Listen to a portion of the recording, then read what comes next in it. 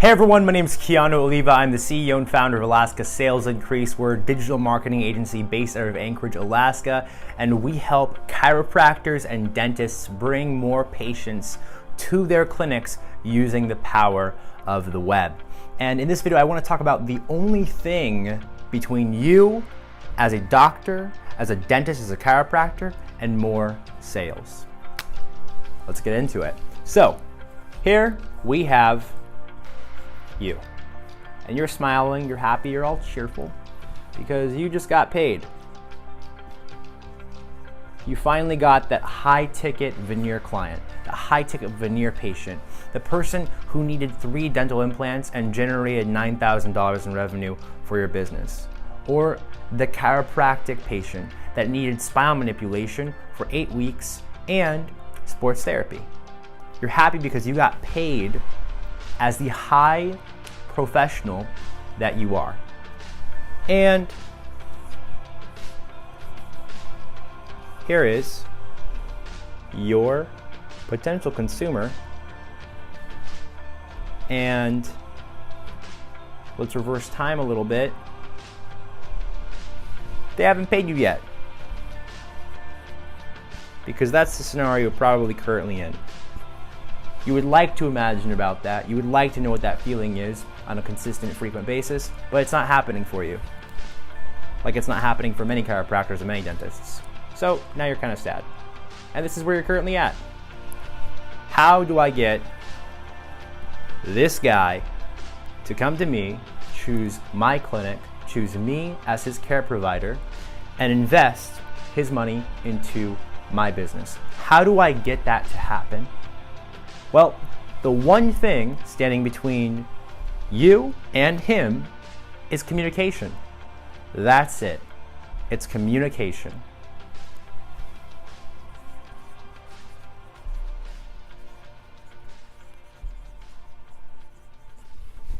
And there's an actual sequence of communication that has to be fulfilled in order for him to even consider buying from you in the first place. And this sequence of communication is known as the know, the like, and the trust bridge. So in the first phase of the know, right, of the know bridge, this individual actually has to understand who you are and what your business does, and what value proposition, what unique selling proposition your clinic brings to the table. Why shouldn't he go to Dr. Dave when he provides a $299 new patient special as a dentist? Why shouldn't he go to him and instead go to you? Why are you better than your competition, and what unique thing do you bring to the table? So he needs to know you first, and he needs to know why he should go to your clinic. The second thing is liking you, right? So he knows why he should go to your clinic. You have better services. You're the top family rated dentist in his geographical area within a 5-mile radius.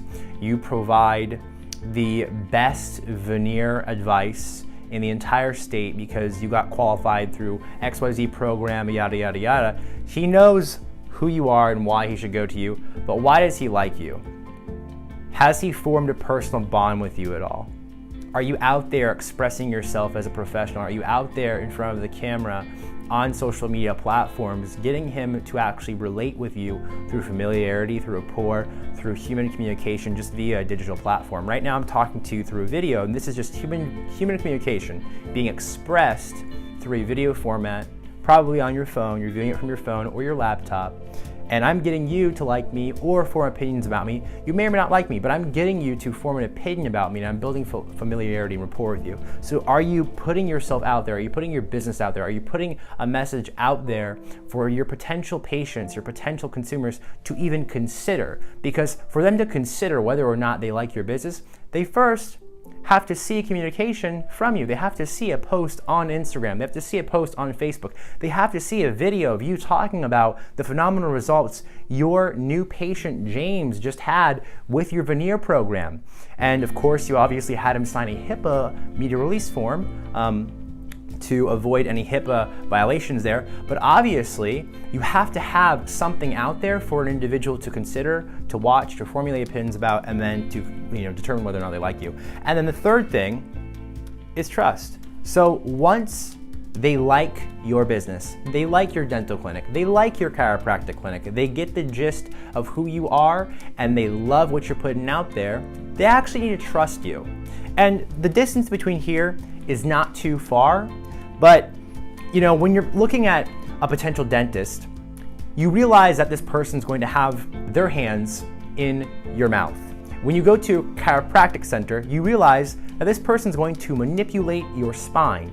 The stakes are rather high, so people tend to do their homework and actually investigate into their dentists, into their chiropractors, because in each scenario, that individual is going to a business establishment, and the business establishment's intention is to gain as much ROI and profit as possible, and he wants to make sure, the potential consumer wants to make sure that he's not getting manipulated and he's going to be in good care, because if he's in bad care, he doesn't want to pay a high price and then get all messed up. He doesn't want to have an ugly smile. He doesn't want to have a messed up back, because those are very vulnerable positions that they'll be in.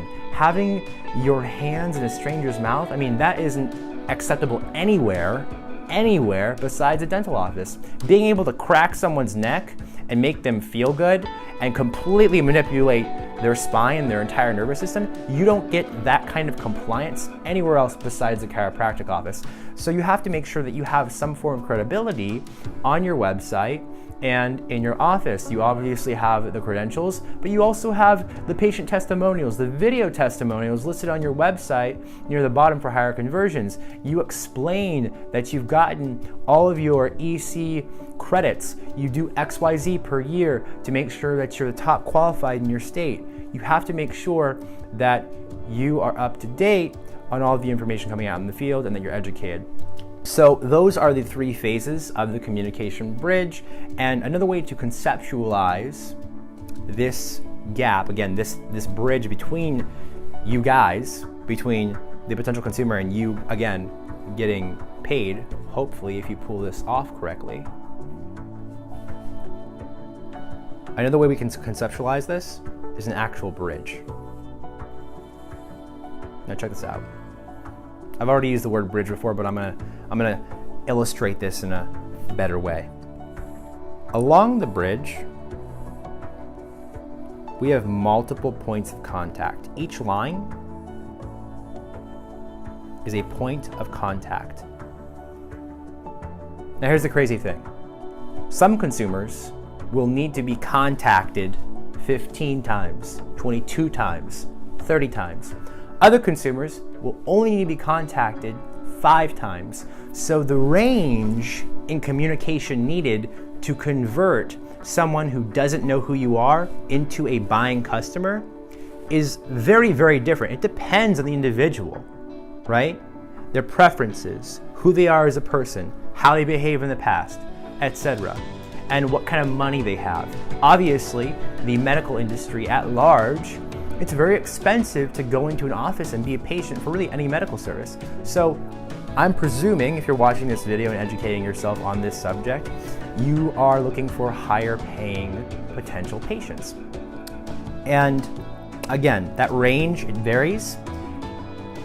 And here's how it relates to social media. So in the context of social media, when we post on Instagram, when we post on our Facebook page, when we post on any social media platform that we're in control of, we're putting out some form of communication with some kind of message, okay? I know I'm getting into complex stuff, but stay with me here.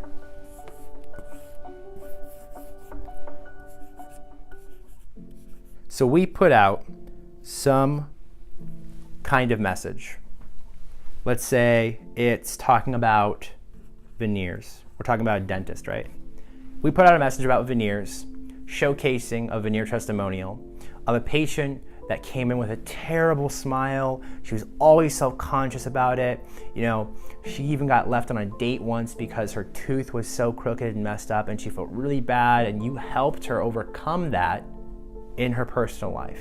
And that's the story. That's the narrative you have playing on your video on Facebook. Good job. Strong jab, right? Strong piece of communication. So you have one piece of the bridge. And another way to think about each rung, each line of communication on this bridge that allows the consumer to become a buyer from you, another way you can think about all these lines is a check in their checkmark list. So again, to reiterate, each potential consumer is going to have their own list of qualifications, but we can formulate that list into a checklist. So once we formulate that list into a checklist, and we're never going to know what exactly it is for our consumers, by the way, but this is a fundamental principle that is a universal law. They're going to have their own qualifications. What we can do on these social media platforms, on Instagram, on Facebook, on YouTube, on Snapchat, on Twitter, is we can put out a message that crosses off a checkbox they have, okay? Then we put out another message the next day, XYZ. It crosses off another checklist, another message. Crosses off another checklist, another message. Crosses off another checklist. And we don't know how far this goes, but at some point, because we're filling out this checklist, we're also building up rapport and we're building up familiarity with this potential consumer. So over time, this person seeing your posts, you're boosting your posts towards them using the back end of Ads Manager, not the boost button. The boost button doesn't work very, very well. And you're building up all of this equity, this social equity with this potential consumer. And eventually, this person who sits for 6 to 8 hours a day at a day job where he works in an office, he's going to need some kind of spinal manipulation to get him feeling new again. His back is a little sore. He's a little bit of an ache in his neck. He's been taking Advil for the last 5 months, and he thinks he's all stressed out because of the deadlines of his job, but he's a great performer. It turns out he's been taking Advil and just covering the symptoms that he's had, and he actually needs spinal manipulation, and he finds it out from his general practitioner doctor, and the general practitioner doctor says, you need to go find a chiropractor. And he thinks of you. He thinks of you as the chiropractor, as the right provider for his now newly created or newly realized demand for your service. Do you see how over time, this could have taken a month, 2 months, 3 months, 6 months, but over time, we checked off this checklist and then eventually converted him into a consumer. Now here's the really cool thing about social media, okay? So we were just focusing on Bob. When you post on social media and you fill out these rings, there are literally thousands of people. These are a whole bunch of other checklists behind this one. There are thousands of people for you to do this to simultaneously, all simultaneously. So this message, this is checking off a checkbox for someone in the crowd. There are literally over 1 billion people on Facebook, and there are over 500 million people on Instagram. I think it's actually at 800 million now. There is a crowd, a sea of potential revenue out there. And every single time you post, you're creating a line, you're creating a rung. And what you're doing is you're bridging that gap between your potential consumers and you having money, making sales, getting them into your office. So I hope this helped you conceptualize the foundation of social media, why we invest our time, our energy, our efforts into these platforms like Facebook, Instagram, YouTube, Snapchat, and Twitter. That is the only reason why we spend any time as business professionals, as people who have to prioritize our attention, again, our energy, our efforts. We have businesses to build, we have people to manage, we have people to employ, people to fire. There are so many things on our checklist on a day-to-day. As business professionals, we obviously have to be very, very picky with what we invest our time in, our scarce resources in. And the only reason why we're going to invest those scarce resources that we have, our energy, our effort, our time, our money, into social media is to build this bridge. And this is what ends up creating a long tail, long-term ROI for your business. Because as you put out communication every single day, whether you be the face of your business, it's you talking about, a patient testimonial, you talking to the camera about, a certain aspect of veneers that people miss, XYZ, you're putting that out there for it to be received by someone. And eventually, if you keep posting over a year, you're going to have 365 posts just out there, ranking within the algorithms, checking off the checklists of your potential consumers, building up that social equity, and it ends up becoming a compounding interest effect where people start realizing that you're the number one go-to in your town. So I hope you enjoyed the video. And again, this has been Keanu Oliva, the CEO and founder of Alaska Sales Increase. We're a digital marketing agency based out of Anchorage, Alaska. I hope you have a wonderful day. Bye.